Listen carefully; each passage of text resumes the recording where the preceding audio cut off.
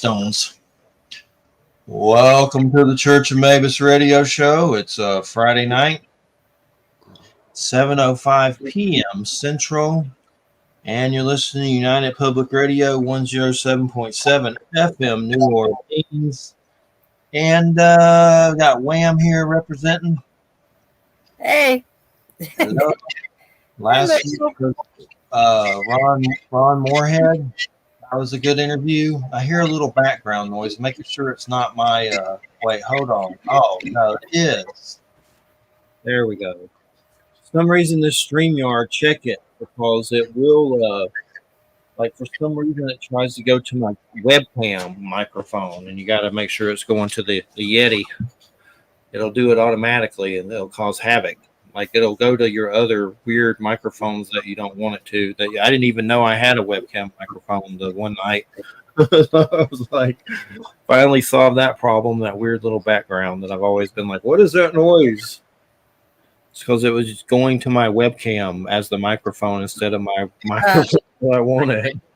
But StreamYard's weird, but it's good.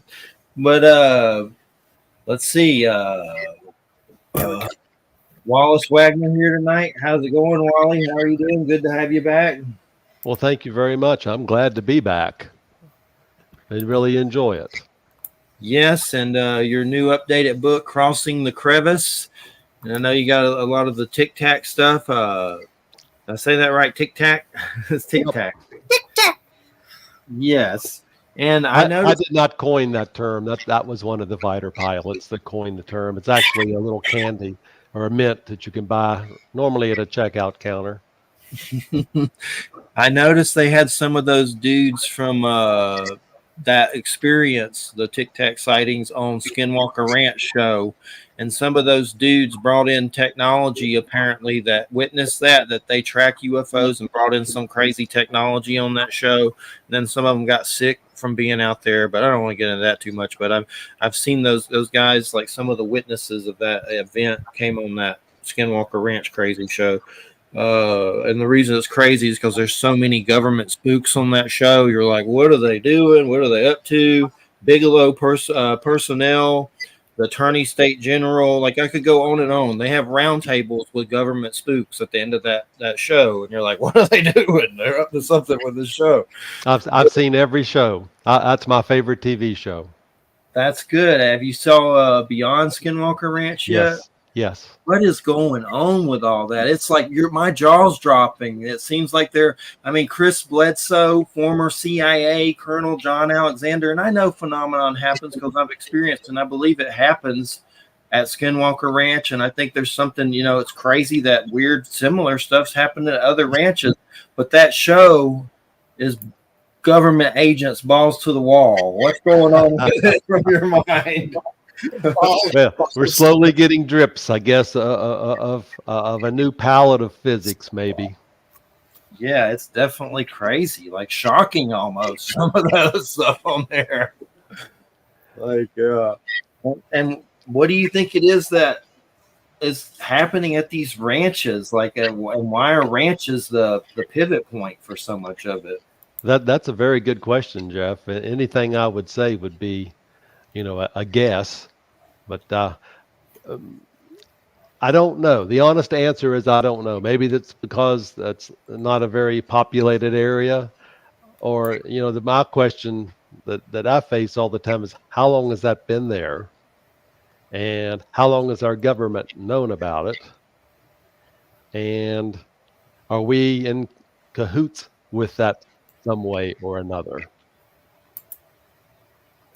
Yeah, and then I've heard some preachers talk about some of these forces are like, the devil and like factions of fallen angels, and you kind of get into that territory too with it. Is that something that's ingrained here, that's always been here, that's, this is their realm, and they're, it seems like they're interfering with any way they try to communicate with it. And then the weird 1.6 gigahertz signal from every, ranch place, it makes you wonder if there's something ingrained here, in the trenches that may be the enemy, like from the Bible or whatever. I don't know. I'll just throw this out. What if it's been here since Well, let me put it this way. Since Elohim came here, and you're taught that they created this planet, but the actual word was bara. They actually divided what was here on this planet.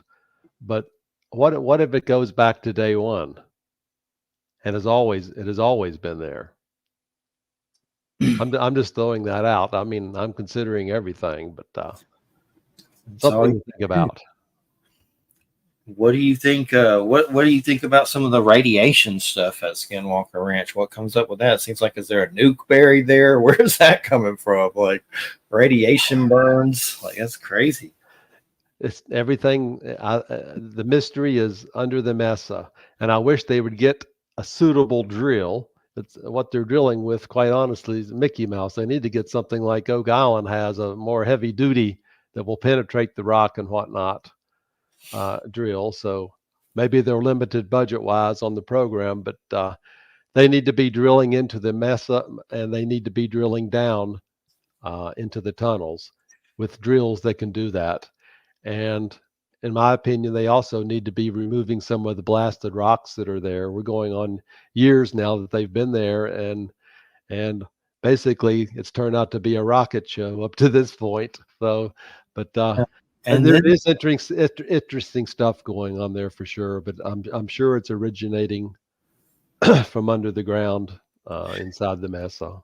And they're doing the thermal readings, and there's definite structures there. And the last season ended with them wondering if it's like a weird old military or alien base, and they have like all this infrared, and there's structures. Like there's something there that's crazy, and they cannot drill through it. Everything breaks. Like it's just insane. It's one of the most insane shows I've ever seen about that stuff. And I don't try to buy everything hook, sinker, and nail. I try to have some discernment. But it's crazy. Well, they can get in there if they want to get in there. I don't think they're quite ready to do that yet. They're taking it step by step by step. And has Bigelow already been there and taken it? Bingo. Yeah. I fall into the category. I believe that there's already been a blast there to cover up a hole. Yeah, so Bigelow's been awfully quiet since he left there, and his name just keeps popping up. He just seems kind of villainous to me for some reason. That's like Dr. Doom. Dr. Doom. Yeah. But yeah, that's definitely crazy. And then if you start looking at UFO of God on Amazon, you have all these people. It's got like 5 stars and all these people under it saying, now I'm doing this. And I've done similar stuff like that before I knew about any of this stuff in my early 20s, where you could ask something to move and it'd be a weird light moving or whatever. But now they're under it like, oh, we're doing this. And I swear that Colonel John Alexander has a weird blurb like, you can be like us too, or something weird on that the UFO God book. Like it reminds me of a John Carpenter movie. Chris Bledsoe's the guy that can really, call the orbs in. He's from North Carolina. I'm sure you've probably seen him. Yeah, I've seen the episode. I got the book. But he's the real deal. He's the real deal.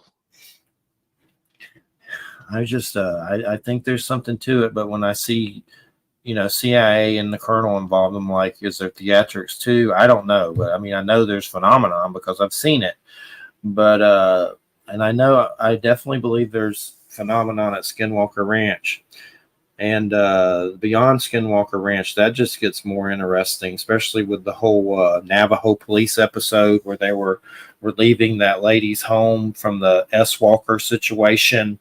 And supposedly the S. Walker situation, these natives left that house behind, and because of the S. Walkers being there, and basically the Navajo police went out there, and a lot of stuff happened with wind and things like that. That was creepy and weird.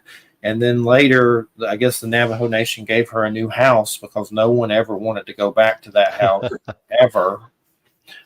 And that situation with, I say S walkers because I'm like, I don't want to say the full word, But those things are really creepy, and the stuff with that. But it's good. It's good so far. It's definitely some of the best I've seen. It's just hard to believe when there's so many government situations going on in it. That's where it's weird. Like with Skinwalker Ranch, they had the black helicopters coming in, and they have like the attorney state general trying to track who this other clandestine like government agency is that's trying to interfere with the show. So there's like weird stuff like that. It gets really, it's a hell of a soap opera. Beware of Dugway. Yeah, yeah. So tell us about Crossing the Crevasse. What do you mean by that title? Sounds really good. I like the title. Well, I thought a long time before I came up with that title, and the crevice in my world is falling hook, line, sinker, rod, and reel into what you're taught from mainstream churches and whatnot. Crossing the crevice is an attempt to get to the other side without falling into the crevice. My second book, Within Grasp, was getting real close, and I just finished writing my third book, which should be to the publisher hopefully late next week, called The Nucleus. It'll be the third and final book of this information. But when I saw my craft back in 2016, I was a mailman at the time, and something or somebody told me to stop. And I was standing in this lady's front yard on the way back to my vehicle, and I looked up, and right over my head was the craft, what we now call the white Tic Tac. No windows, no wings, gleaming white, cylindrical, no nacelles, no sound, nothing. It was just there. And let me see it for about 3 seconds, and then it either cloaked, took off so fast I couldn't see it, or maybe went into another dimension. Who knows? But at that time, I was a conservative Methodist. I've also been a conservative evangelical Southern Baptist. And it has changed me. It's one of these things in life that you'll never forget. Like, I'm old enough, when JFK was murdered. I remember that day vividly. This is right up there with that. I'll never forget it. It has caused me to back up and re-examine for myself, doing my own homework, things that I have been, taught in the past, and the Bible's always been my foundation. And I want to make this stipulation right now. Whatever I'm saying, it pertains to me only. I'm not a Bible basher. I'm just a truth teller. But I've done a lot of homework myself on early church history, Bible history, what's in the Bible, how it's put together, and whatnot. And having been, having, I guess, almost every position in the church, aside from pastor or deacon, everything else I've pretty much done. I just have come to the conclusion that we're only getting bits and pieces of the truth, in what we call truth from the Bible, and what is taught in seminaries and theological schools and the such. That there's a lot of stuff that is different than what we're told, and the history is a lot of times completely overlooked. And I just got into this, I've got to find the truth mentality, and so I've started doing homework myself, and that's, I guess, what precipitated me writing this book. I'm retired now. In fact, the month I saw the craft was the same month I retired, and I had bought a bass boat And that was in my, my forecast for retirement. I was going to the Great Lakes and go walleye fishing and smallmouth bass fishing and do some traveling. But seeing the craft has ended up really, changing me. And I really think it's for the better. I'm fully convinced now that I've been on a spiritual path, and I've uncovered a lot of truths for me, and it's been refreshing in many ways. And yeah, go ahead. And I know you said that something told you to stand still, like an inner voice or a thought. What was that like? That's a good question. I've been asked that before, and I really had no reason to stop, because if you're a mailman, you're always in a hurry because you have to beat the mail truck going back to the processing center with everybody's mail. You just don't have time to stop and talk anymore. But for some reason, maybe it was subliminal. Maybe they knew I was going to write a book. Maybe, I don't know. The answer is I don't know, but it did happen. And Yeah. maybe there was a connection there. The thoughts go through my mind. Did they want me to see them? Was that the purpose? That it would be a life-changing event for me? Maybe it was a malfunction. Honestly don't know. Here's what's gives me goosebumps, and I'm getting them right now thinking about it, to tell you this. When I've had my encounter, something tells me, and it's not an audio voice, it's more like your own thought, but not really. Something goes, go outside and look in the sky. And it's happened to me 2 times. I've seen stuff more than that, but these 2 times I remember like a thought, like you're saying, like something edging you to see it. I was inside. I wasn't going to go outside. The first time something told me, go outside and look, I went outside and looked and saw these firefly, like UFOs is what I call them. They're like red energy that was weird in the heavens. I screamed for my brother and nephew. They came out and saw them. And I don't know what they were. I don't know if little ETs were driving them. I mean, I don't know if it was space phenomenon. I don't know. It was weird, whatever it was. But during that time, I had said a prayer to get interviews and was having trouble. And then after that experience, I ended up on a radio show talking about it somehow. And then next thing you know, I'm on the phone with Stanton Friedman. And, boy. Nick You went right to the top. Yeah. And he did this interview. I interviewed him several times, and I used to do these little chat interviews where people would just type only, no audio, like old school AOL. Like, this was a long time ago, but he needed me there for tech reasons. So the whole time I was on the phone with him, which I didn't mind. It was Stanton Friedman, but it seemed like that UFO sighting somehow was connected to raising consciousness, and they wanted me to see it. And there's a connection, and that's why they do it. Like you said, it's them orchestrating it, maybe because they're raising consciousness. I don't know. But the second time was the light beings. I had been listening to the Watchword Bible on DVD, playing it in the house to keep bad things away from me. One of those DVDs where it's like a meditation or something. No, stop it. And something goes, go outside and look. I went outside and looked, turned towards my house, completely sober. Not weed, not tobacco, completely sober.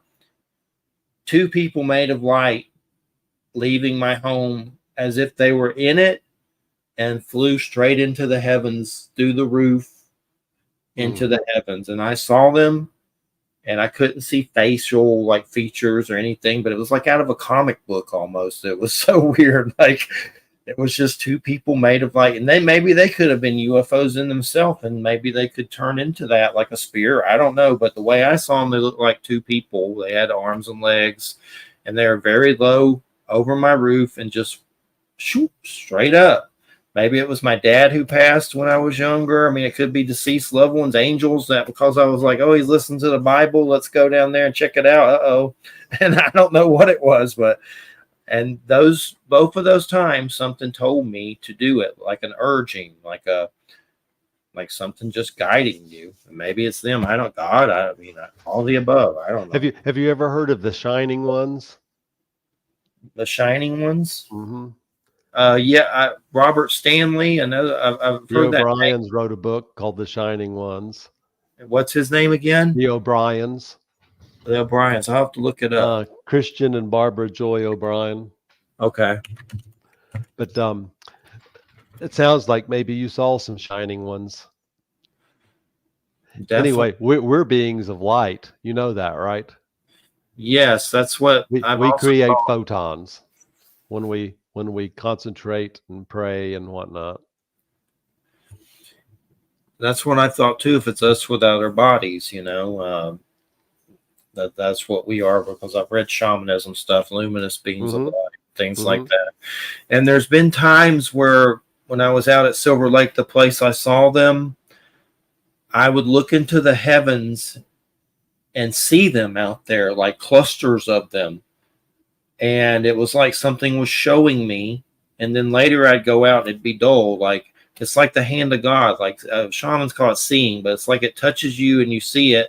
Then, of course, you always want to see it more. And then you go out there later and it's dull and you don't see it. But I've had experiences where I've seen those beings, like a lot of them out there. And I think maybe that's a staging area where we go and we pass, maybe. I don't know. I just know I've seen them out there. So has that changed you like it did for me? Definitely. I mean, it led to doing the show. I had a lot of fear from a lot of the UFO stuff, like PTSD. I was afraid to leave my house.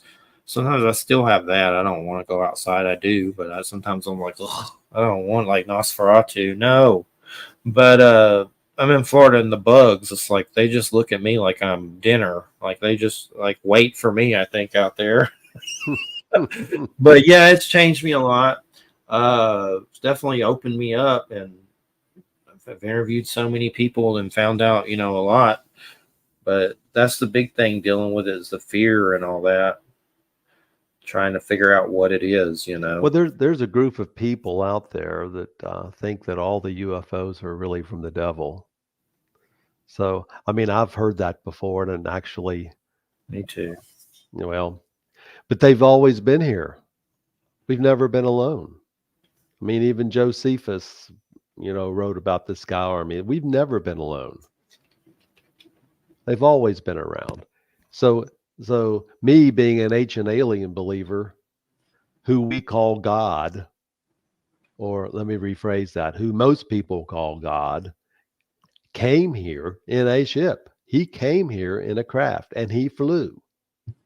So it's very possible that all the technology that he had was misinterpreted, and that's how that God was created. Yeah, and the stuff about all the devil making all that stuff, that's, I mean, I could see some of it, but all of it, I mean, everybody got a car, in space, like a UFO, or how they paint whole races of beings being, evil, like all the reptilians are evil. You don't know if all the reptilians are evil. Like, how do you know that? So there's a lot of things like that are annoying for sure. I mean, I've heard that the serpent in the garden could have been a reptilian. Have you heard that? Yeah, I've heard that theory as well, definitely.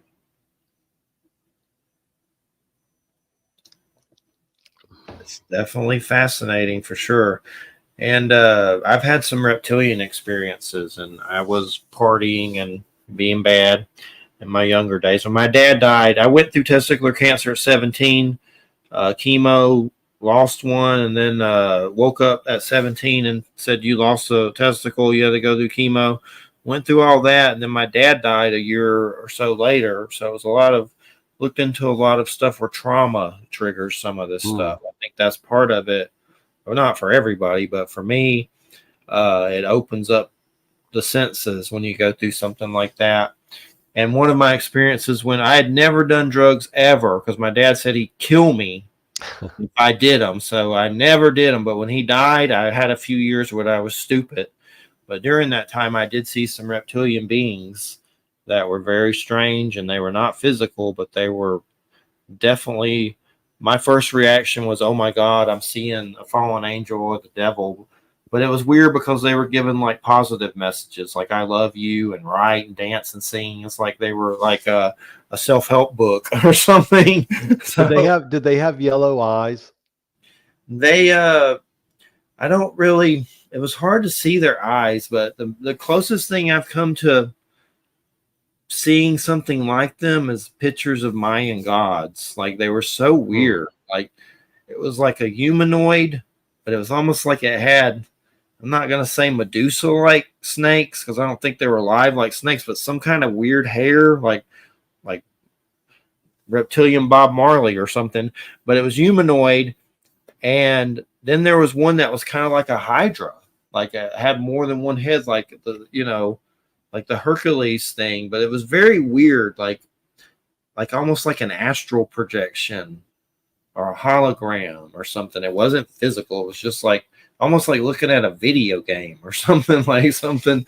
It was weird, but my reaction was fear and oh my god, the false story and all that. Maybe it was them putting that story in my head. I don't know, but it was the strangest part. Though they were just saying positive messages, and there was a guy there that night that tried to drive. He was acting possessed and he had been doing drugs, an overweight guy, and he tried to drive me and my brother in a lake with his truck, like just acting crazy. So I'm sure there's forces around, no doubt, that was going on that night.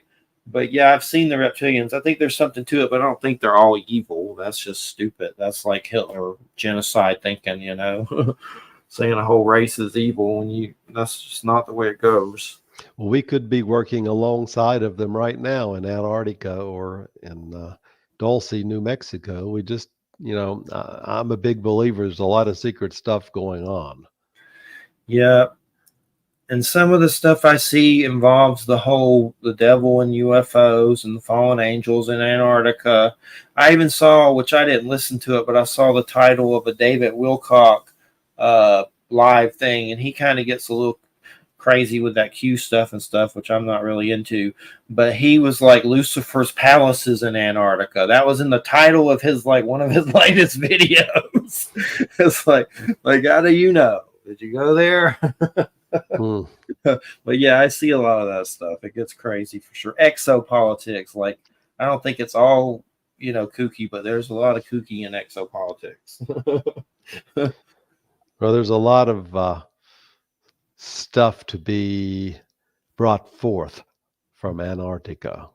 I'm fully convinced of that.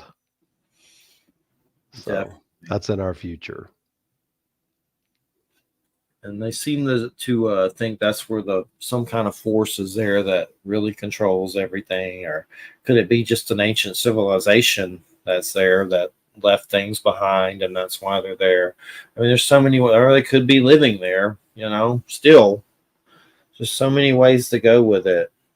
But one thing, getting back on the track of the book and everything, and the Tic Tac sightings, we've seen lately all those court hearings with David Grush, and we retrieved UFOs and all that stuff.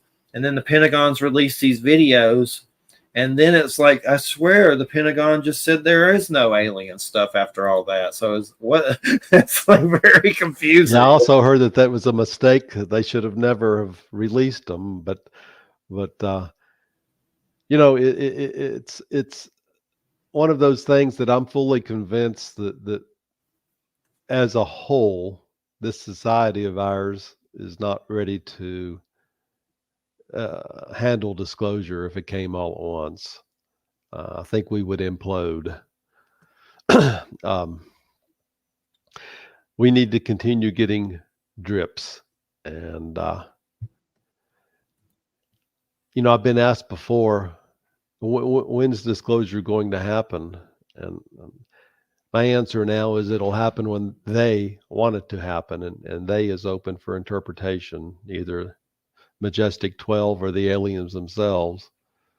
But if it were to happen right now, Jeff, I believe that it would be panic, complete chaos, with the stock markets closed, the banks closed for a period of time, the Walmart shelves are being empty, that type of thing. It would as Dr. Barry Downing would say, it would be a meta-reformation. The churches and theology schools would have to rewrite everything. And then we would realize the government's been lying to us for a long time. There's a whole nother plate of physics out there that have been kept from us. It's one of those things you think about, but I'm just not sure we're ready for it. And I know the area I'm in Virginia, the southern part of Virginia, but most of my friends that I have here, I think would freak out if we found out that we've already been out there. There's been 80 some races that have visited us already. We've been in cahoots with them since Truman and Eisenhower days. We have anti-gravity. We can fly faster than the speed of light. We already have crafts that are interplanetary, on and on. And I'm just not sure that all at once we can handle that. Yeah, I mean, I understand that point of view. I mean, I always recall the War of the Worlds radio broadcast, and it'd probably be that times a gazillion now. Yep. I mean, and just the way things are now, not to get into politics, God forbid, but I mean, we're on the brink of civil war or whatever with all the Trump and Biden stuff and all that crap that's going on. That's on the brink of God knows what, right now. So I don't think this country's ever been as divided as it is right now. Yeah. I wasn't alive during slavery, but in my lifetime, for sure, we're sure not together. I mean, you can just look at Washington D.C. and realize, I mean, both sides hate each other, and hate's probably not the right word to use. Let's say despise each other. I want to get the upper hand on each other. We're not even communicating. Yeah, and I mean, I don't understand the Trump thing. And recently, it's like both sides are just But I not to get into this too heavily, but there was a video of Biden. This is kind of, probably regret mentioning this, but he was at a conference with Democrats, and he let loose wind, and everyone laughed. And this was real. Like, I made sure this was real because I know they have fake things of that. And he saluted after it, like, and made a weird face. It was real. I have the video if you want to see it. Trust me, you probably don't want to see it. And that's our president. Yeah, it was so crazy. Like, and I mostly, kind of would rather have that than it's confusing because both sides. I'm like, do I need to just burn my ballot live on Facebook? Like, I was for Bernie because of insurance stuff. I've been there, but he's not in the picture anymore. But I know what it's like to suffer and need insurance. But the choices now are just like Napoleon and Sir Farts-a-Lot. I don't really know. Both sides just suck. That is correct. For sure. That video, I couldn't believe it. Like, it was real. And he really saluted. I understand passing gas more than anyone, but I could just see Putin and the China guy watching this thing. Like, nuke them right now. That's why they're gonna nuke us. But yeah, it's scary. Everything's just a nightmare. It seems like crazy times. For sure. So I know this gets complex, but where do you stand when it comes to Jesus Christ? Do you think that's going to be like a physical phenomenon that happens, or do you think it's already kind of happened? It's in all of us. I mean, where do you stand on that? The return of Jesus Christ. Where do I stand on that? Well, that is a awfully important and loaded question. And how it's going to happen? Like, do you think he's going to show up like on, and CNN's like, there's Jesus, like a Superman in the sky? Being that I am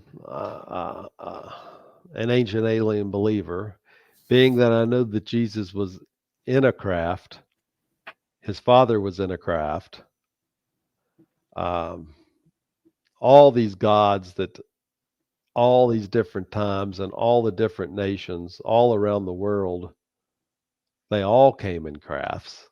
They were all treated as gods because they had technology. I believe when Jesus returns, and he will return, it will be in a craft, and he will bring thousands of crafts with him.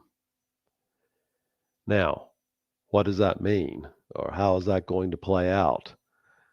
Well, that's really where I start going in different directions. Um, some people will not believe that that's Jesus. Some people will believe we're being invaded. Um, it's going to be interesting on how all that plays out. I am just ready to let it go right now to say that he will return in crafts, and there'll be multiple crafts with him. Now, if you consider that to be the day of the Lord,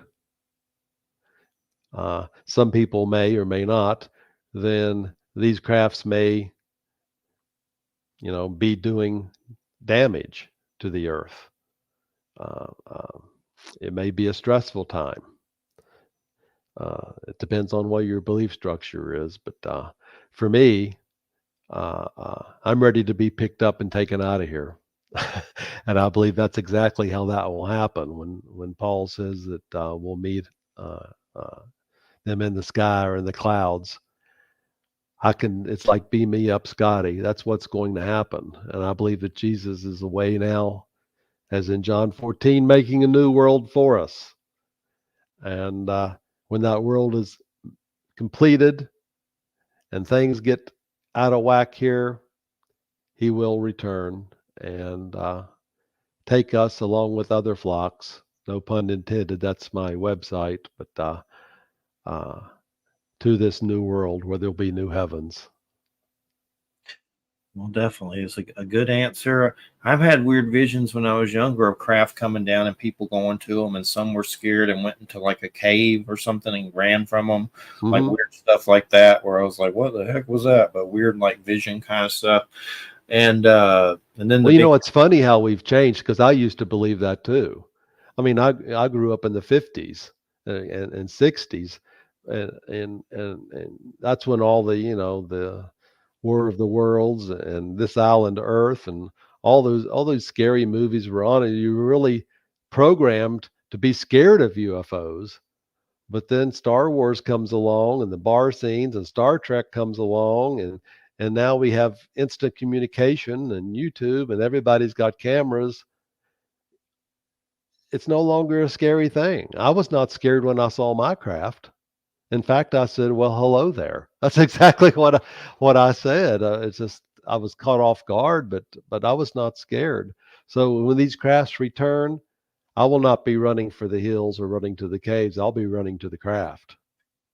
And how was that day afterwards as a mailman? I mean, I could just imagine after that, you a mailman, and you go back to work after seeing that. It's like a weird movie. Well, yeah, it was, but I didn't tell too many people. I did not tell people at the post office what I saw. I only told family members in my Sunday school class. I was teaching Sunday school at the time, and in the Methodist, they took it fairly well. And what else can I say? I mean, there's UFOs scattered throughout the Bible.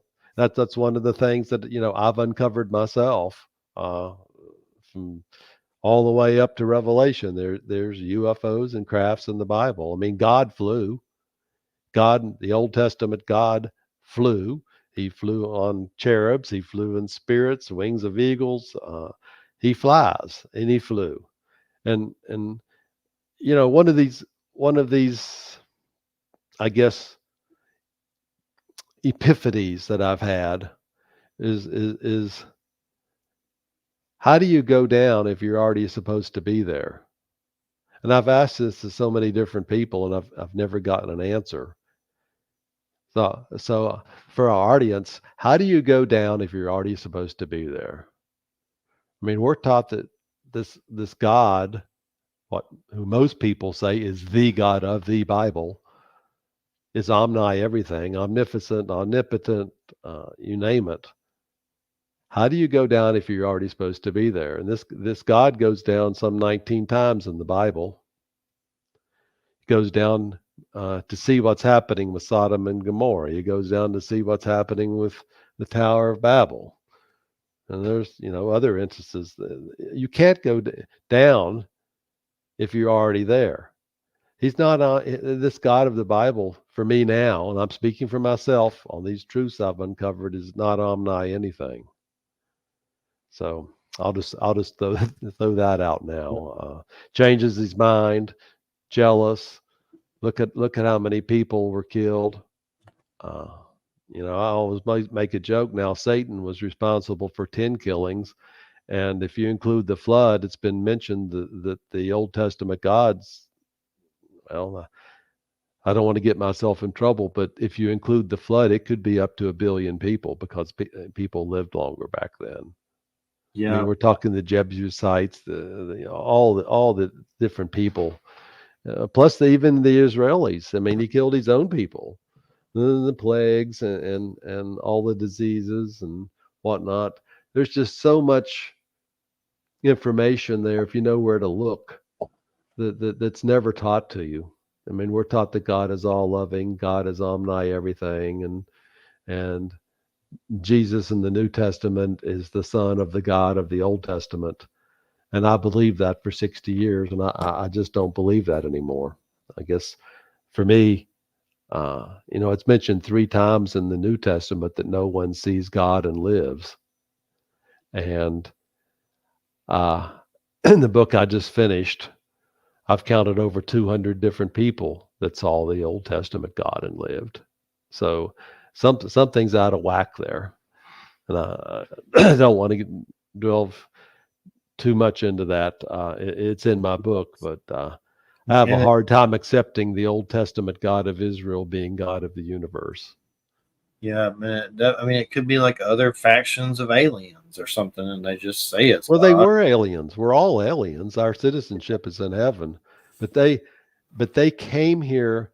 The earth was already present when they came here. It was actually division between the Elohim and the Shinimim, and I don't know what the Shinimim is. Maybe they were the existing race here, but there was a division, not a creation. And the word was Bara, Bara, and you can tie in the Anunnaki if you want, but without a doubt, I believe the planet was here already. Now maybe they terraformed it or improved it in some way, and maybe took the population that was here and tweaked the DNA a little bit. That's possible, but for me now, things have been completely different ever since what I saw my craft, and that's what I've put in my 3 books: the path that I've gone and all the knowledge I've accumulated, and the going inside that the church does not teach, that Jesus really taught. You really learn if you do your own homework that Jesus taught 2 tiers of knowledge. We, the Gentiles, got the lower tier. His disciples and all the Gnostic texts that were taken out basically had upper tier information in it. So there's a lot that we were not taught, and a lot that was taken out that should have been in the Bible. And in my humble world, the Old Testament should be in a separate book from the New Testament because it is 2 different gods completely. Have you gotten? I better stop before I get myself in trouble. You're good. The more trouble, the better. But you have you? I've had some interest in the Book of Enoch. Have you gotten into that much? That definitely gets strange. I don't know exactly where that came from or the history on that, but it's definitely seems to be a little deeper and weirder. I put that in the appendix of Within Grasp. It's in the back. It's one of those books that everyone should read. If you're a Christian or a believer, you need to read the book of Enoch. It was indirectly referenced in the book of Jude, and also indirectly referenced in Corinthians with Paul when he went to the third heaven. I've heard so many crazy sermons on the third heaven, but if you read the book of Enoch, that's really where we go. There are levels in heaven, and the third heaven is reserved for us. And you know, the book of Enoch mentions the Messiah, and the Hebrews did not want that in the Bible, so it got kicked out. But Irenaeus and Clement of Alexandria and others wanted it in the Bible, and it's still in the Bible in the Ethiopian Orthodox. It's still there, but everyone needs to read it for sure. It's difficult to read, a lot of names, a lot of angel names, but a lot of good stuff. A lot of good stuff. I've seen them draw some Antarctica connections to it about fallen angels being imprisoned there or something from it. I don't know exactly what verse or anything, but I've seen that comparison or brought up in discussions and stuff. Well, the fallen angels are mentioned in Jude, and in the book of Enoch, they're on level 2. Whereas we go to level 3. Level 2 holds what's called the Gregari, and those are the fallen angels. So you'll find that out in the book of Enoch. And I know you get into the flood heavily, a 6,000-year-old Earth and a 4,500-year-old flood. What can you tell us a bit about the flood? And were there survivors? I mean, it seems like the flood, from what I've heard, didn't exactly cover the whole Earth, did it? It just got some of it. Right? You know, we've had that discussion in the Baptist church before, and the pastor's wife told me, well, it says it covered the whole Earth, so I believe it covered the whole Earth. Well, for me, you have to consider what the whole Earth was at that time when it was written. I mean, the Earth was still flat for a lot of people, even up to Columbus's time. Do I think it covered the whole Earth? My honest answer is I don't know, but I believe that more than 8 people lived, without a doubt. You know, was there a flood? The answer is yes. That's pretty much covered in every tradition. But is the Earth 6,000 years old? Lord, no. The Earth is billions of years old. There's a group of, people that have written books out there that claim the Earth is 6,000 years old, like Ken Ham or DeYoung or McFarlane and others. You know, the person that built the Ark in Kentucky, that's pretty much a 6,000-year-old Earth believer. And I had a pastor who believed the Earth was 6,000 years old. I challenged him, about it a lot.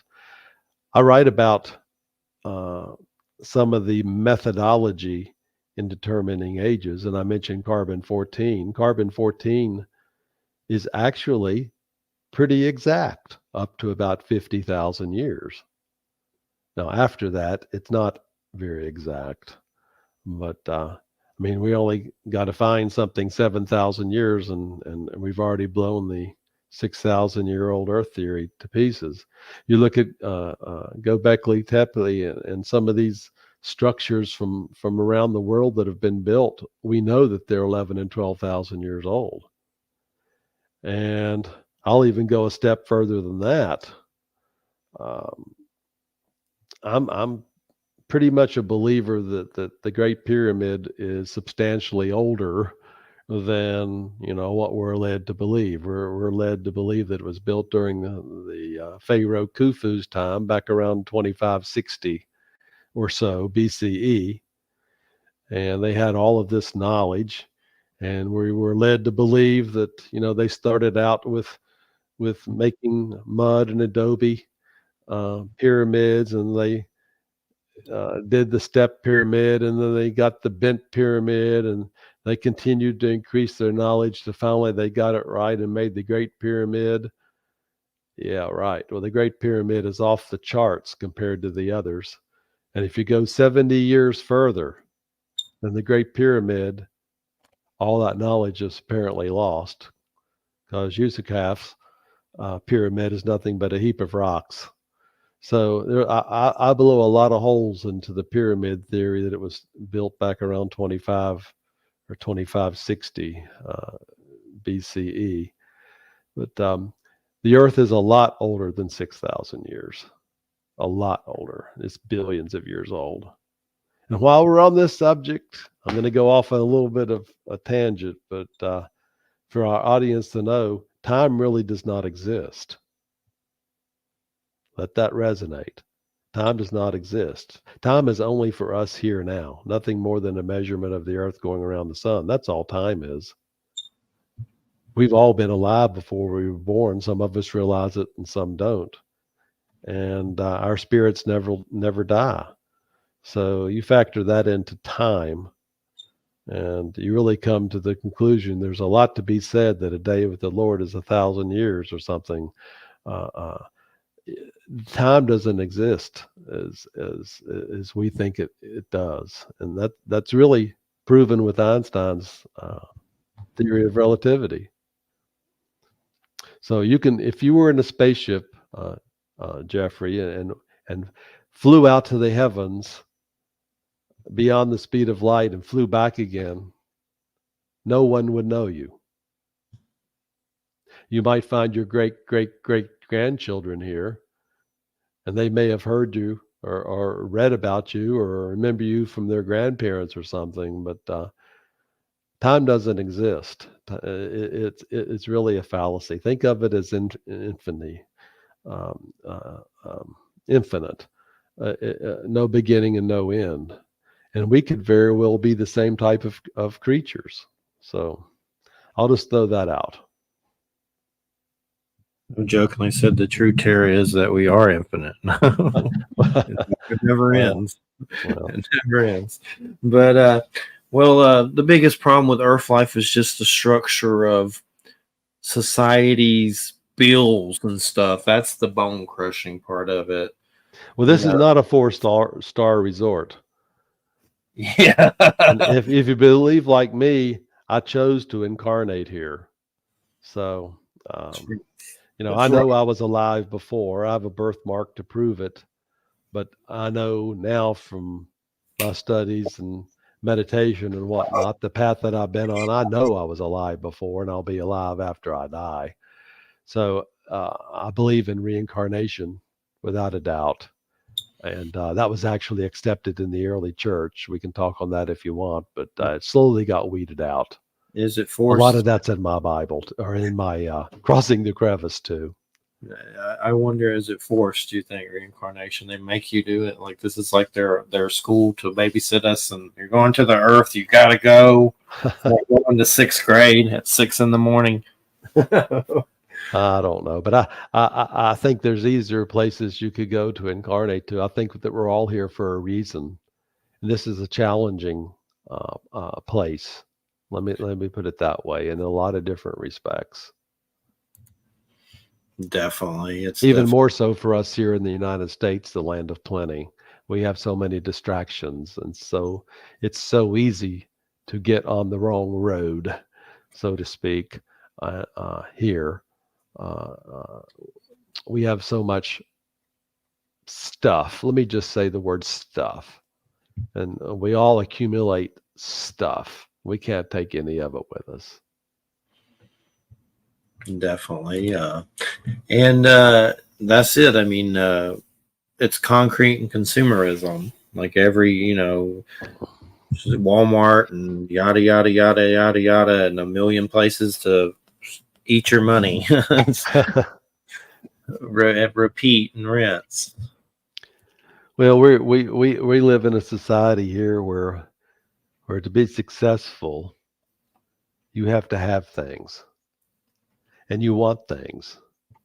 Everybody wants to be successful. They want to be accepted, and it's really crazy in a lot of respects. You want the house, you want the boat, you want the nice car, you want your kids to be educated at the best schools you can afford. Of course, I guess it's free now if you know the right people, but you can get your loan paid off maybe. But everybody wants to continue in all this materialism. That's what I see now, and I think that is not what life is really supposed to be. Um, it took me a long time to come to that conclusion, but a lot more to life than having things. It's like the term "hungry ghost." I think that's Tibetan. Hungry ghost. Yeah, but a Hmm. lot of hungry ghosts for sure. And just getting caught up in it all. It's everything's a bait, no matter which way you turn, for sure. And so I'm trying to think, where do we stand right now with UFOs and all the Congress stuff? The congressional stuff, is that over? It seems like it has quieted down substantially since the uh, televised conference. Um,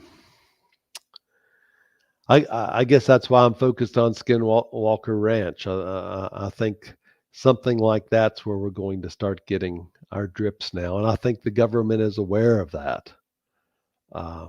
We're forcing the issue now, so we'll have Yeah, to see where this goes. they act like they're about to just bring an alien out on the show. Well, That's like, here's it, ET, it, everybody. I'm all for it. It is weird. That is one of the weirdest things I've ever seen. I don't watch a lot of those kind of shows, but that one, just the government level on it, is the creepy part for sure. And then their computer's named Satan. Is that a good idea? Like, who did that? That seemed kind of stupid. Here's our computer, Satan. We named it Satan. Like, okay, well, that's nice. I wonder how your audience would feel if I told you that I believe that Satan and the God of the Old Testament could very well have been brothers. Certainly, I mean, I wouldn't rule it out. You got Thor and Loki and stuff like that. There's a lot of parallels to other cultures. But the original Canaanite God was not Yahweh. It was El. El was the Most High God, and he was the one that issued inheritance to his 70 sons. And the God of the Old Testament was one of the 70 sons. So there were 69 other gods who got their inheritance as well. So that's just something to chew on. And then there seems to be a lot of like deliverance style inbreeding with a lot of these stories. Kind of weird. But that's like there's only 8 people with Noah. Well, that sounds like somewhere it went Alabama at some point, which I love Alabama, but I jokingly say that I'm from Georgia. But there seems to be a lot of that. I know I'd mentioned something about the survivors of the flood and how a lot of people they try to tie Bigfoot into the sons of Cain. And I know you said that you didn't agree with that. Can you get into that a little bit? Not just I'm just curious to your point of view on it. Well, my point of view is I believe that Bigfoot has been here for a long time. How long? Maybe originally long. I believe they have the ability to phase out. And by that I mean disappear, slowly, maybe switch dimensions. Yes. They have some special powers. I'm not sure we have a grasp on all the powers that they may or may not have. And power is probably not the right word. Let's say, I don't know, not instincts, but abilities that we're just now discovering. They could be some of the old school aliens we've been talking about. Well, they could be. I mean, there's oftentimes orbs or crafts seen, when Bigfoot are present. But I'm going to bet on that they've been here a long time, and we may be a derivative from them. We could very well be something the Anunnaki fooled with DNA, and we're maybe along those lines. Ron Moorhead had said something about natives interbreeding with them, like hybridization and stuff. Like there's some native kind of stuff. I forget what he said. I have to listen to it again, but something like that about natives. And because the natives used to have like a Bigfoot healer that they would have in their stories or something like that. And who's to say the Bigfoot may have did it to become stronger, or vice versa, and stuff like that. Well, I'll just say that I believe that they're out there. I have not seen one, but I've certainly seen a lot of pictures on TV and YouTube and whatnot. Yeah. Without a doubt, they're out there. I haven't seen one either, and it seems like they just want to show themselves to like people that want to shoot them. Come here, Bigfoot. It's like, I want to see you. I don't have a gun. I'll check you out. I don't know. It seems like the best sightings are when you're stationary and they're so inquisitive they come to you. But these TV shows are always going out after them, show after show, year after year after year, and normally at night. And I don't think that's the way. If you want to film one, I guess that's the purpose, is to see one and to film one. I think I would just go camp out and have a cookout and be prepared to stay out there for 2 or 3 weeks with cameras, and they would come to you or come to me. That's how I think I would see one. Find an area where they have been seen and go out there. Mm-hmm. Exactly. Mm-hmm. They don't probably, it seems like they toy a lot with people. So a lot of those people, they get rocks thrown at them and stuff. Well, you got to remember, it's made for TV. Yeah, could be someone, the cameraman, throwing a rock. Yep. You go. So what's your view on Sons of Cain? That gets creepy, and the land of Nod and all that, like those race of people, just some of that stuff. Well, without a doubt, there were people on the planet when the Garden of Eden was built. Okay, there were people already outside Eden. That's where Cain went. And some of the books that did not make it into the Bible actually have the Garden of Eden being more on a mountain, and all the generations of Adam being on a mountaintop. And if you went into the valleys, that's where the heathens lived. So, we know that there were people here. So, and Cain had a mark put on his forehead. But there again, this is where the Bible gets really whacked. There's two different, genealogies going from Adam to Noah. If you follow the one to Cain, Cain's son was Enoch, and Enoch built cities.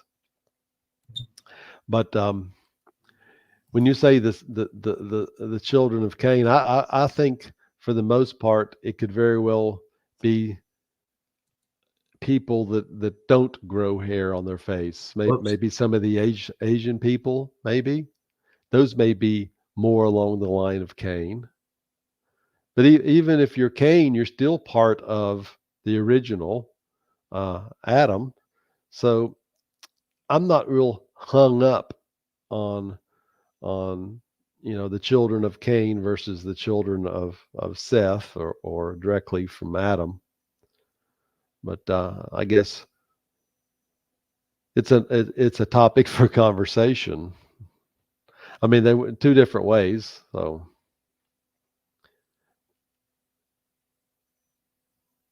yeah, it gets complex for sure. I mean, there's so many ways to look at it, and so many levels, and so many different viewpoints and everything with it. And I know we're talking about society and how they would react to UFOs and everything like that. It does seem like there's a lot of stories of people trying to shoot them, or in Bigfoot and aliens. That's like the first response of a lot of people is, Annie, get your gun. Yep.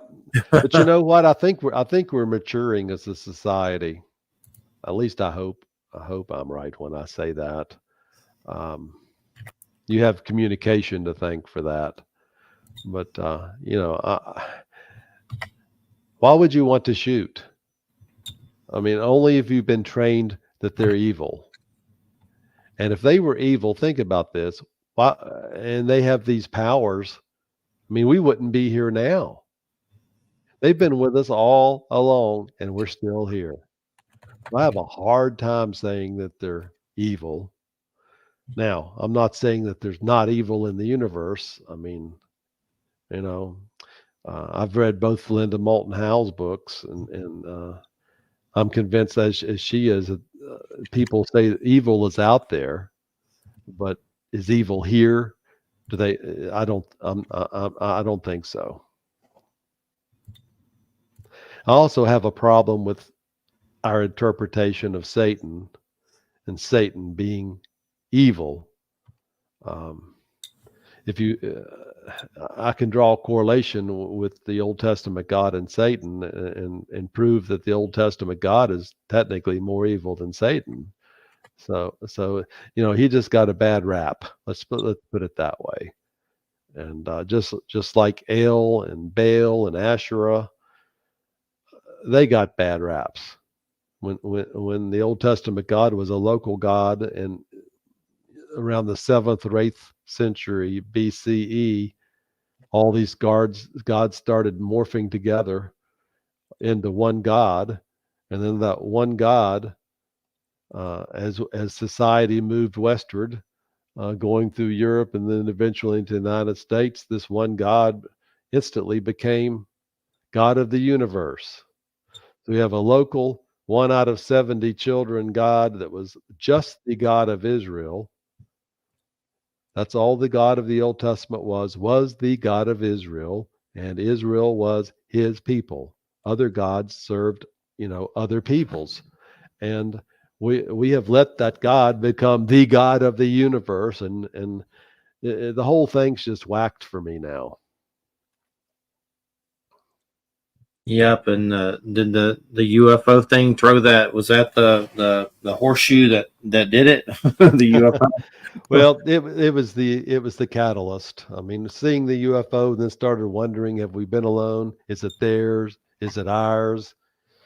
Then realizing that UFOs are all through the Bible. All through the Bible. Even John in Revelation 4, when he was called up into the Spirit.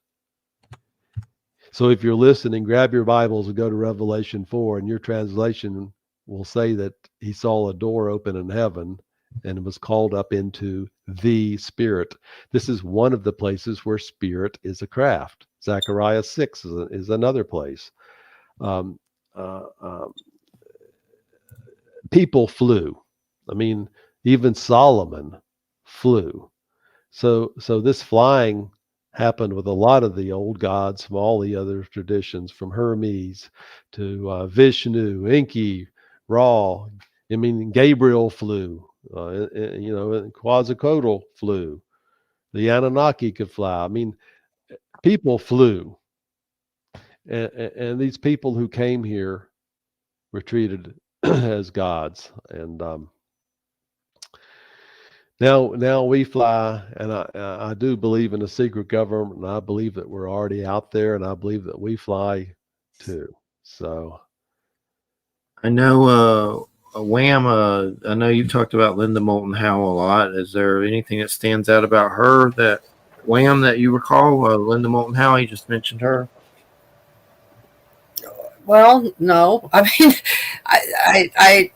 I pay attention to her because she's one of the few people in the world that, pays attention to things like cattle mutilations and, that kind of stuff. She catalogs these odd experiences. I don't actually agree with her interpretation of things, but I don't care. I mean, I don't really listen to people to figure out whether I agree or disagree with them. I listen to them to see, what information they're conveying and what of it may be useful or interesting. But that's, I like her. She's a good person. I like her cats. I watch her Earth Files sometimes. I do too. And or I listen. Actually, what I usually do is the next day afterwards, I listen to it at work because she's like 2 hours behind me. So I'm usually in bed by the time she's actually live. So I listen to her while I work. So Yeah, I mean, She's been doing this stuff since the 70s. yeah, she's been doing it for a long time, and as a person, as a person, she has integrity. So as far as I can tell, so you know that's all that matters to me. She's honest about what she believes and in what she does research into, and she tries to check things, and you know people can be like that and still I disagree with them. They can still be like that and still be wrong. You know what I mean? Sure. It doesn't matter. So but that's the value I see in her. I'll put it that way. It's the value. They flew her out to Skinwalker Ranch on an episode, and there was a cow that got mutilated, and they actually caught a UFO that did it, that was in the sky above it. She was looking over the data and everything. It was pretty interesting. Yeah. Mostly trying to figure out the cattle mutilation thing. That is just the weirdest thing. It just seems like aliens doing weird stuff, or maybe a government program, but maybe the aliens are eating. I don't know, but it's definitely. I think it's a combination of us and them. I think we're actually working with them here on this planet under some type of an agreement. Yeah, that's the whole. And that agreement may go back to Eisenhower or Truman, actually. So, if they don't make themselves known, we'll let you work here side by side with us. And it's quite apparent that they're taking specific parts of these animals, and it's precision cuts, lasers, and no blood typically. And you wonder where this laboratory is. Is it in a craft that we can't see? I mean, is it in a cloaked craft or another dimension? And there's laboratories where they are perhaps trying to create something different or improve something that's already here, or to give something, an animal, another ability, maybe to go to another planet or something. All these thoughts keep going through my mind. I know it's happening for a reason. You just wonder if the reason is nefarious. There's a lot of stuff too about fallen angels or Satan making these cryptids, like they make Dog Man and stuff like the ancient Greek gods, chimeras and stuff like that. Like that's a big thing that I've had some preachers bring up, Bill Bean, stuff like that. Which who knows if that's true? You're not going to really know it unless you're there, and if you're there, you're probably going to get turned into the experiment yourself. So imaginations go wild with this stuff. I mean, it's a possibility, I guess, that they're making Dog Man, but it's a lot. It's the devil. It's Dr. Evil making Dog Man experiments.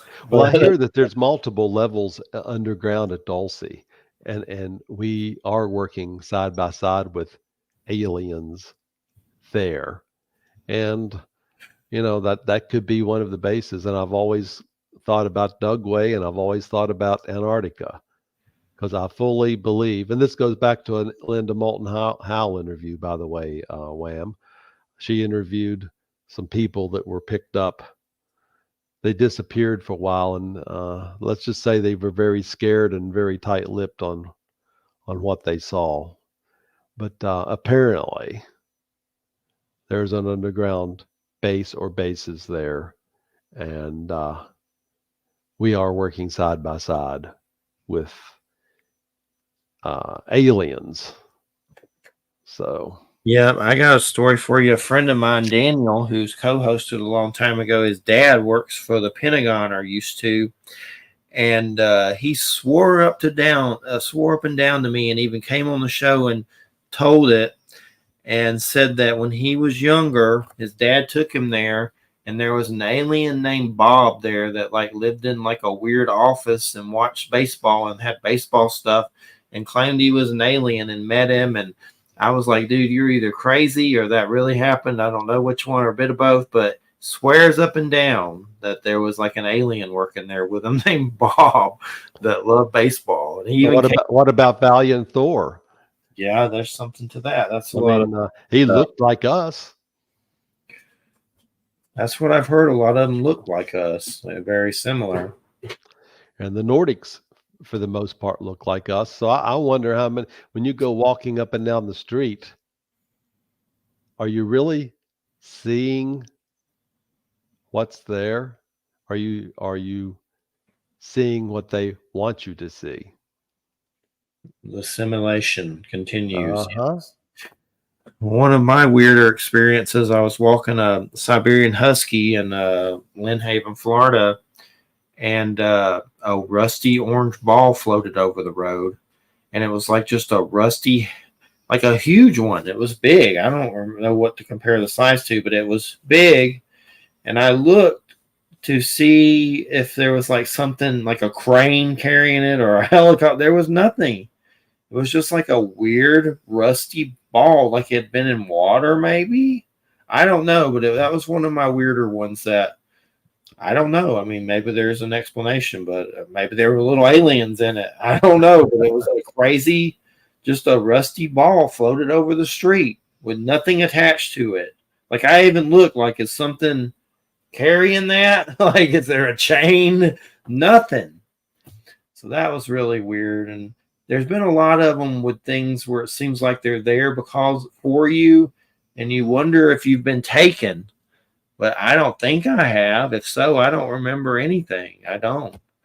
Uh, there's been times I've seen myself on a table with Grays in my imagination, but that's just it. I don't know if that's that my imagination from when I played Dungeons and Dragons back in the day and I was a dungeon master. Like, I don't know. But maybe I was taken. I don't know. So, I mean, you could sit there too and say, was I taken with yours? Or did they get me astrally? I don't know, but it goes through your mind. Like maybe that's why I'm seem messed up sometimes. Maybe they did take me and wipe my mind. But I really don't know. I don't think I was, but you still have that little suspicion with it for sure. Did they zap me up? Did that ever cross your mind at all or no?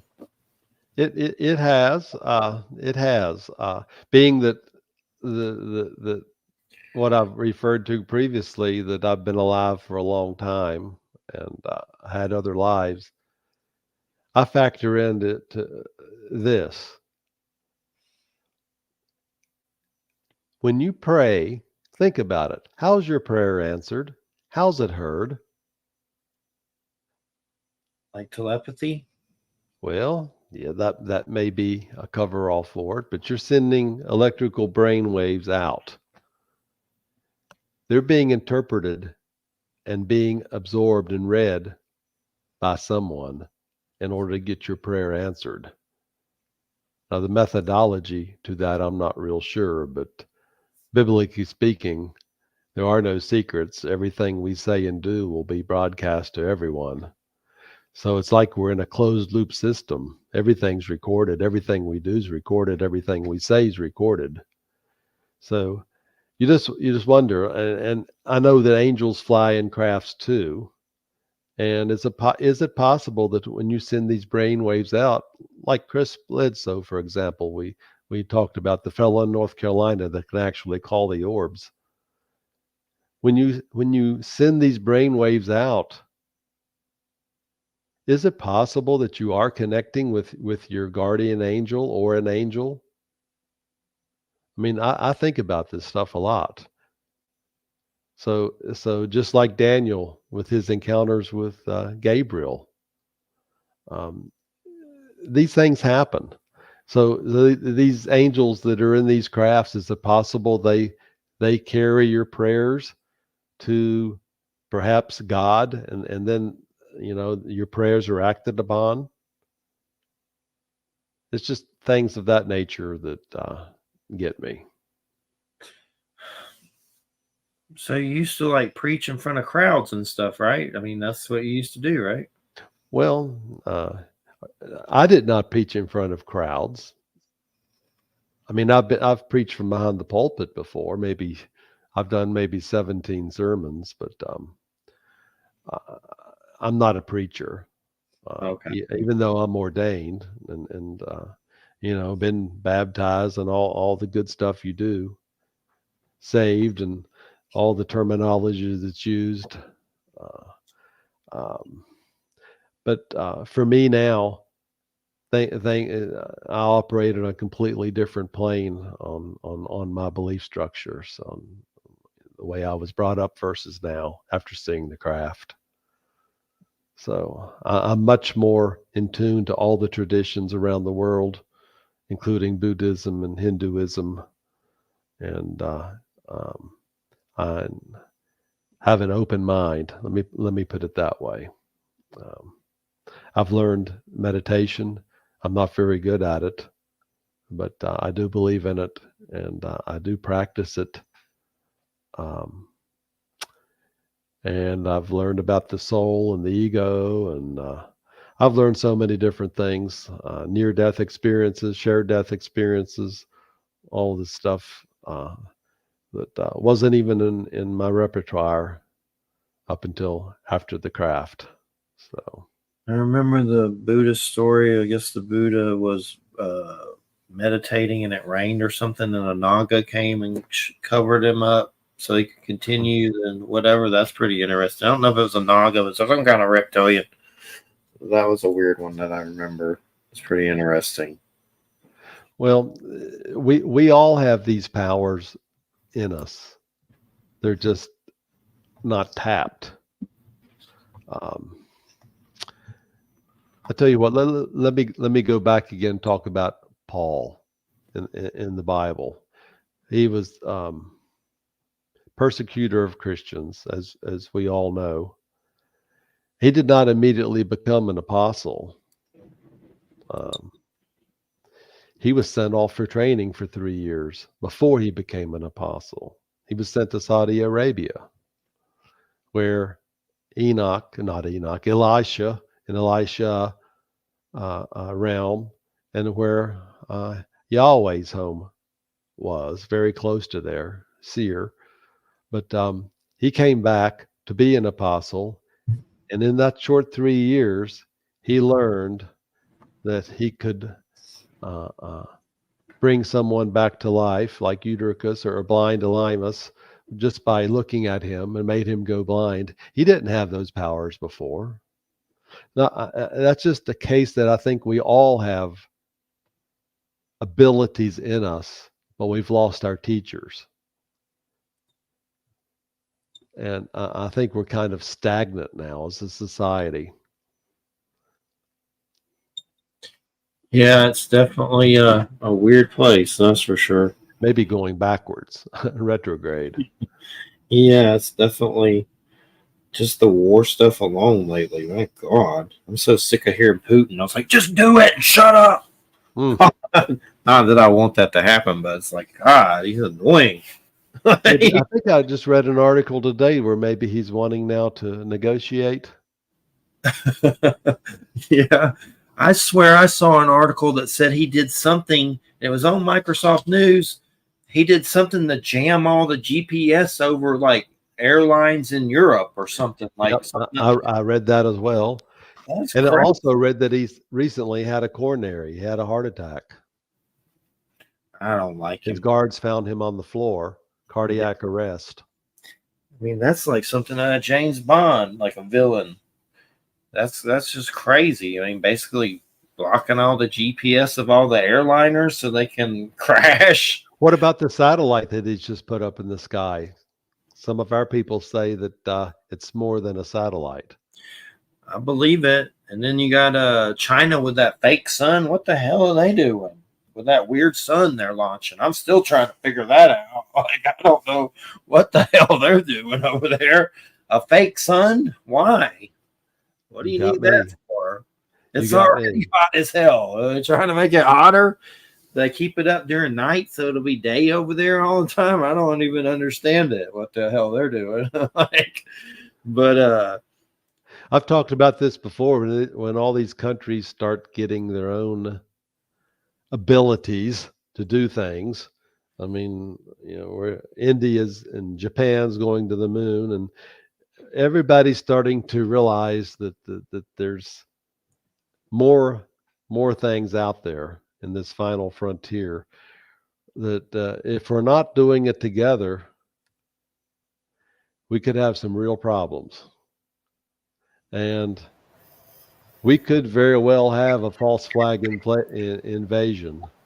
I've talked about that on several other talks with some people that I could see that happening as a method of disclosure, having a false flag invasion. We Project Blue. would think, yeah, we people would think that it's an alien invasion. It's really us, and the people inside the onion would be doing it to bring the planet together, so we would realize that we're all breathing the same oxygen and become more uniform in our belief structure. And recently, China is doing the drills to punish Taiwan. Like they're doing drills around. Yeah, I saw that today too. Yeah, that's pretty scary. I don't know where we're going with that, but That's bad. yeah, we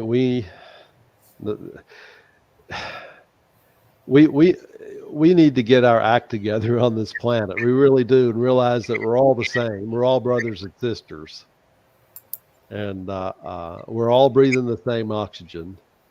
And if we could act in uniformity, we could really control diseases and really share our knowledge and really be out there and really make some advances, not only social wise, but in medicine and physics. We could force the issue even, but I don't see it happening until we implode.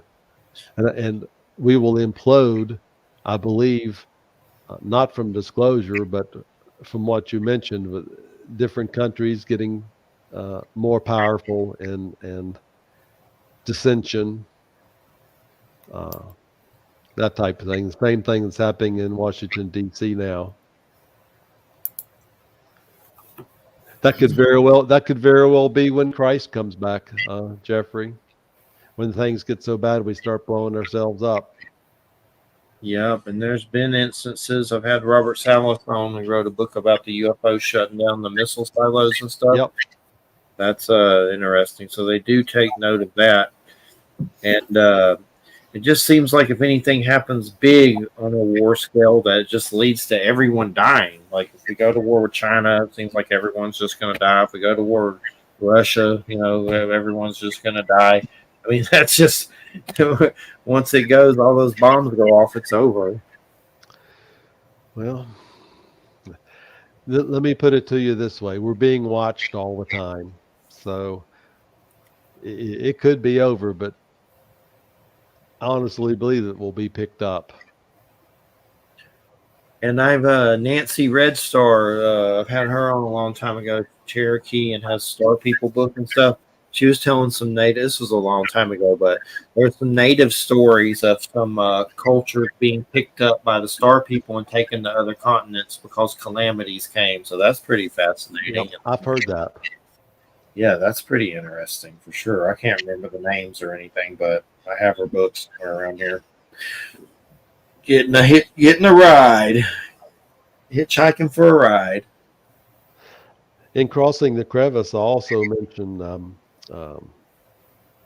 crop circles that have been around. They really got popular back in around 1980, but they're still an enigma today. Just so our audience knows, Doug Bauer and Dave Corley, took the rap for making them, and then of course, we always want an answer fast, and that was the answer we got. So it died and no longer on the radar, but people in the know that they're still being made, and we don't know exactly for sure how they're being made, but orbs are involved.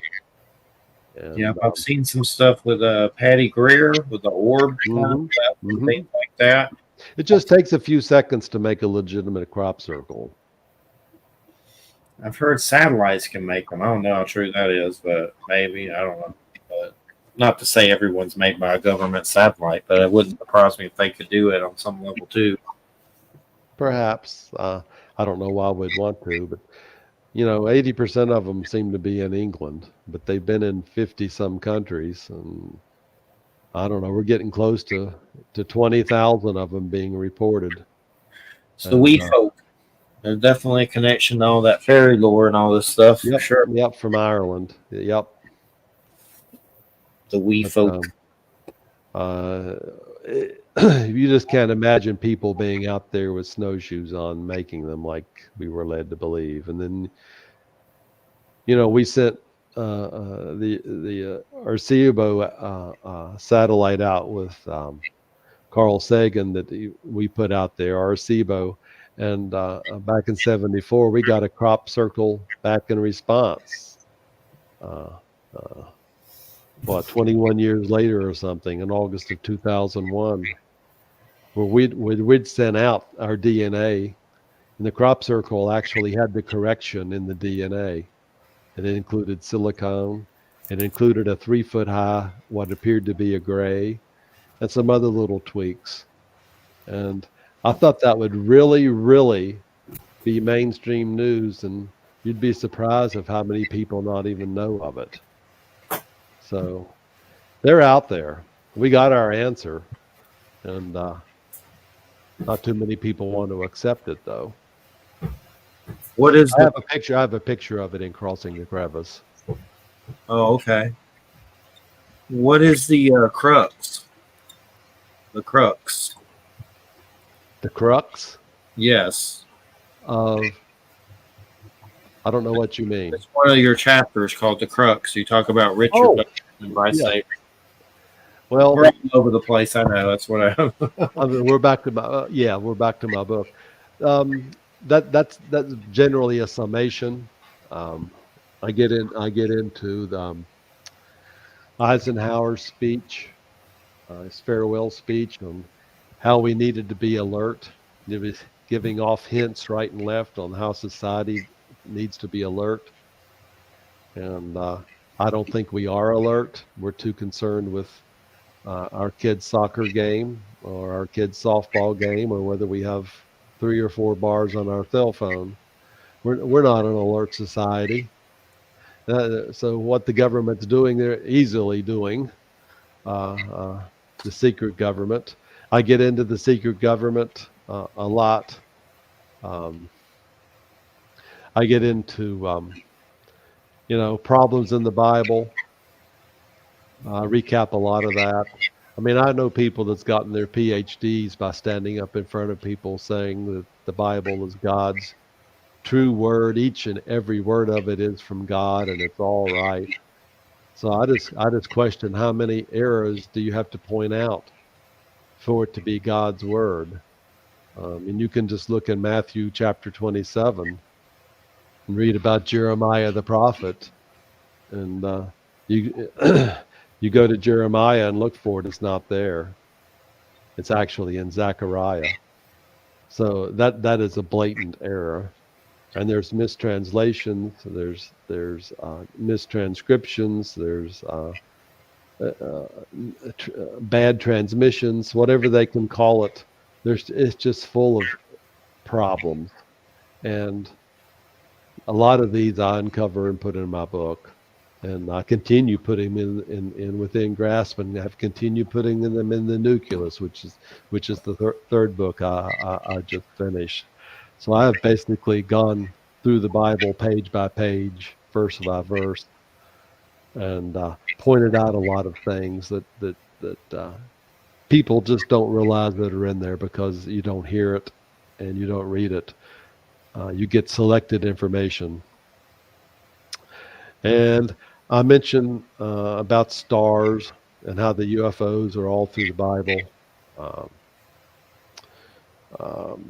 Mentioned that the God of the Bible has 18,000 worlds to look after. That's in the Babylonian Jewish Talmud. And this is just one of the 18,000. And his appearance here was labeled a visitation. And that's why he's not here now. He can only stay so long, and that kind of thing. So I just made a recap of all those topics, the flood, the 6,000-year-old Earth theory, and all that together to make the crux. Definitely. And the Nucleus is the third book. The Yep. nucleus. Yep. It's a little more spiritual in nature. You know, after I wrote Crossing the Crevasse, I did not get to see Stan Friedman, but I did get to meet and have a sit down with Reverend Michael Carter, and he convinced me that I'm on this spiritual path. So I told him I would, follow where I'm led and take the blinders off, and that's exactly what's happened with me. I've, put a lot of information in the nucleus, and all it's personal in nature, having to do with soul and ego and being alive before, and that we never die, and what Jesus was really trying to teach us, and how it was misinterpreted, and some other snafus in the Bible. I really get into God a lot. It may change your opinion of God after you read the nucleus, if you're up to it. So I'm throwing that out as a warning. I really get into that in a couple of chapters, and I was really going to, I guess, make some very strong points between the God of the Old Testament and the God in the New Testament, and I got a little tap on the shoulder in the form of a heart attack. Not to print that. So that chapter was taken out, so I watered it down and tweaked a lot of the other chapters, or this book would have been done several months earlier. Let me just say the Holy Spirit is still with us today and is alive and well. I'll just say that. And perhaps the fact that I am ordained, maybe I'm looked at a little more discreetly. Maybe the responsibility level goes up a notch or two. I know it does, if you're a teacher. I thought maybe if I printed everything I really wanted to say, it might be a stumbling block for people. So I watered it down quite a bit and just stuck to some, facts verbatim. You got to spoon feed. Yeah. I really get into some, I guess, incorporating some beliefs of other traditions. It's amazing. If you study Hinduism, you study Buddhism, even Mohammedism, or Muslim. Well, I before love the abrogation, a lot of the stuff meshes together.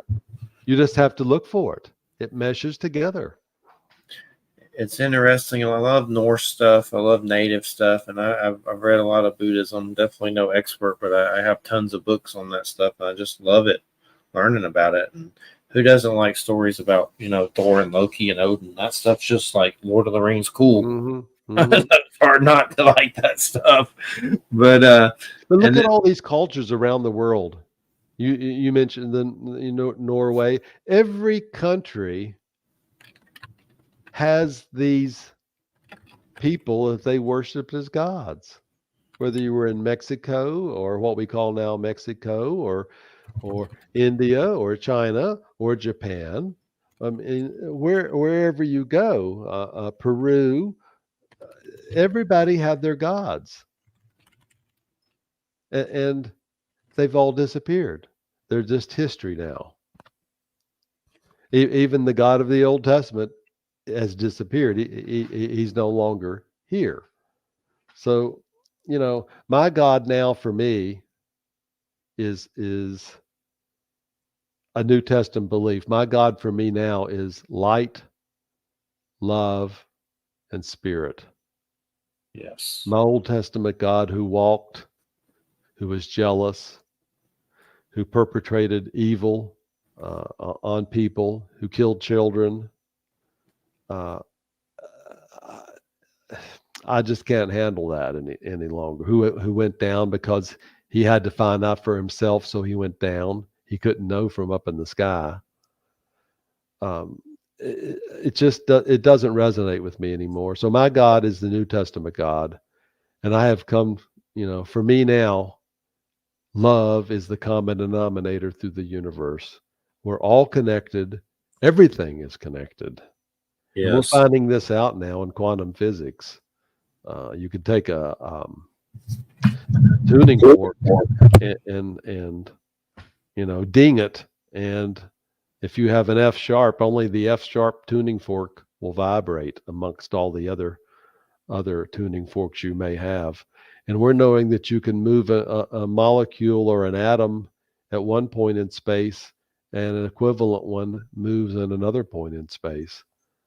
Yeah. We know that for a fact now. I'm not even sure that distance is what we make it out to be. I know I interviewed Dr. Paul Smith in Within Grasp when we talked about this before, and I asked him, did distance make any difference? When you're doing this remote viewing, and he said, no, distance does not make any difference at all. I mean, it takes the same amount of time to look through your wall into your closet here beside you as it does to look at something on Mars or out on Pluto. The distance is irrelevant. Well, it's great that you question things. We need more of that. And I grew up. My dad was a preacher in Georgia, and we had some. My great grandfather was a preacher, and he was very abusive to my mom and her sisters, sexually Sorry to abusive. hear that. And it made my mom never want to go to church. And she still believes in God and stuff, but we've had that, and it's definitely put a shadow over things. Any church, you kind of get, just a give the evil eye to, because you don't trust it, when something like that happens on so many different levels of the abuse and things like that. But one thing that, and the way that you think with this helps me on a lot of levels. And one of the things that helped me too was I got into those Neil Donald Walsh conversations with God books, and he kind of does that too in a lot of ways, and those helped me when I was younger as well. But it's refreshing that you do that. That's good. It's good to do it. Well, I'm ecumenical now, and a lot of the stuff I've discovered, you cannot go to a Christian bookstore and think you're going to get the truth. You're going to get what's been taught in seminaries and Bible schools and through students that fits the same agenda than we've had since Jerome wrote the Bible or put it together back in 400 or 402 CE.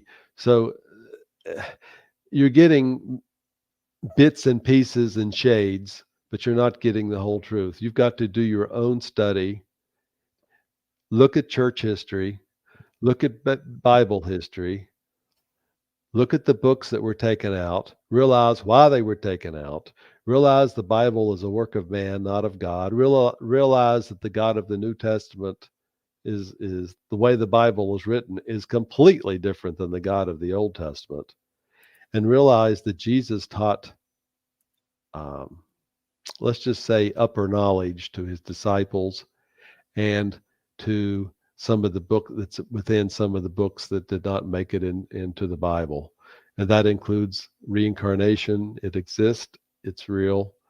And the fact that we don't die, the fact that we've been alive, that's how God knew us before we were born. If you're in where I came from in the Southern Baptist, we've had a conversation on that before. I said, no, I was alive before I was born. And my preacher looked at me and I says, no, that's the wrong interpretation. The interpretation that is correct is that God knew that he was going to make you a new creature. And I'm saying, no, God knew me because I was alive already. And I'm fully convinced I'm ancient. I'm not a new creation. I'm ancient. I've been around a lot. And I think we all have. We may or may not be cognizant of it, but we're all on our own spiritual paths. And we're all at different points on that spiritual path. And, I don't believe in hell per se anymore. I believe in a reckoning when we pass. But I fully believe I had a say-so in the life that I have here. I believe we all have. We chose this for specific areas to work on to improve our consciousness level, which is really our goal. Our goal really is to become more like Jesus, have an ultra high conscious level, to not even let negative thoughts, come in through our eyes or into our brains, and to become beings of true light. I think that's really in our future. Since time doesn't exist, I can't sit here and tell you how long it's going to take for us to get there, because that's really a moot, conversation. But we're all on our own paths. I'm fully convinced of that. And I'm fully convinced that I had a say-so in this life that I'm living. So I'll let that ride. And I hope it's not forced. Like you have to go there. You gotta go. Force it. Like parents make you go to school. Well, I don't think that you're forced to go. I think you have a say-so. Let's put it that way. I think by the time you have your reckoning from the life that you have, and we all have this innate desire to be more like the Father. We all are spiritual beings. Our home is not here. Our home is up there in heaven, in the spiritual realm. That when you're back in the spiritual realm, you will know what you need to work on. And you will know where you have failed. You will know where you have succeeded. And I'm fully convinced of that. I've read too many books, and it all resonates with me. Yeah. I've wondered when I've seen those beings of light in the heavens, if that's what some of them are doing, like a life review or something. I mean, I don't know, but I've wondered that when I've seen it. It kind of looks we have spiritual guides. We have spiritual guides, and I'm fully convinced that when we pass and we cross over back home to the spiritual realm, our guide will sit down with us and give us the life review. We'll see everything. And not only will we see it, but if you've said something to somebody with that little hook on the end, like we all have, or say something, let me just say, non-edifying to someone, you will interpret that and be able to realize that from that other person's perspective. That's how you will learn and realize what you said, how it hurts or helps them. It's not something you will just see yourself doing, but you will see it from the other person's perspective. Man, it's going to be like waterboarding for me a few times here. Well, let me tell you, I have made my share of mistakes in this lifetime. I wish I knew, 40 years ago what I know now, but that's not the case. Well, it seems like with humans there is like a dark side. If you just like run your mouth, it's nothing good's going to come out if you don't think first. That's for sure. That is true. I know firsthand. Well, we got about 2 minutes. It's been a great show. I loved it, and I appreciate it. And what's your link? And Crossing the Crevasse, everybody. Where's the best place to pick it up?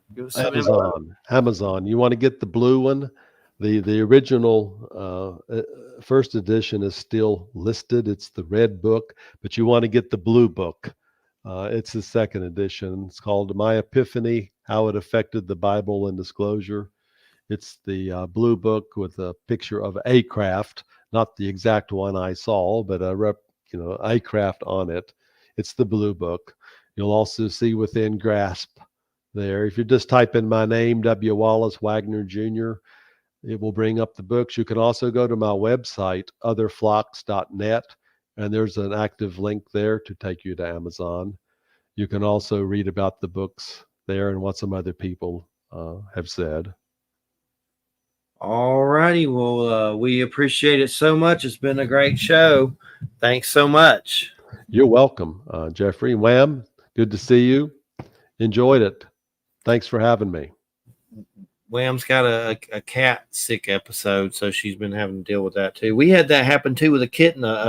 A spider got a little kitten, and it's been just horrific, like wounds. Oh my God, I don't want to get into it, but it's just she seems like she's gonna be okay, but it was just God. I had to put my cat to sleep about 4 or 5 weeks ago, so that was tough. I'm sorry. It is. We got it. We had a black cat, and we brought a young cat here. Someone gave us, and next thing you know, young cat lets out 3 younger cats. So these things are like gremlins if you don't take care of it. You got to be careful. Like the gremlins are out, but we're keeping them because there's a mouse problem from the field. So, but we're getting them fixed and stuff because I cannot have 30 cats here. That's for sure.